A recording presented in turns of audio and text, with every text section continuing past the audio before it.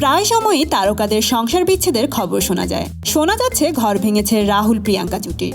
যদিও এই বিষয়ে সরাসরি কখনোই মুখ খুলেননি কেউ, কিন্তু এবার রাহুলের দেওয়া একটি স্ট্যাটাসের মাধ্যমে তা স্পষ্ট হয়ে গেল।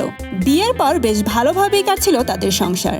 পুত্র সহজের জন্মের পর থেকেই নাকি তাদের সংসারে ফাটল ধরতে শুরু করে। তবে তাদের বিচ্ছেদ হয়েছে কিনা তা জানা যায়নি কখনোই। কিছুদিন আগে বলিউড অভিনেতা শহীদ কাপুরের স্ত্রী মীরা রাজপুত ওয়েব ওয়ার্ল্ডে একটি বিতর্কিত মন্তব্য করেন। তারই পরিপ্রেক্ষিতে 4 চাকরিজীবী নারী মীরাকে উদ্দেশ্য করে খোলা চিঠি লেখেন।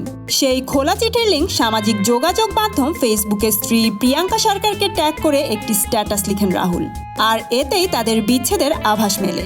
রাহুল লিখেন, আমি জানি তুমি সহজকে মিস করো। এটা ওর আর তোমার প্রাক্তন স্বামী রাহুলের তরফ থেকে।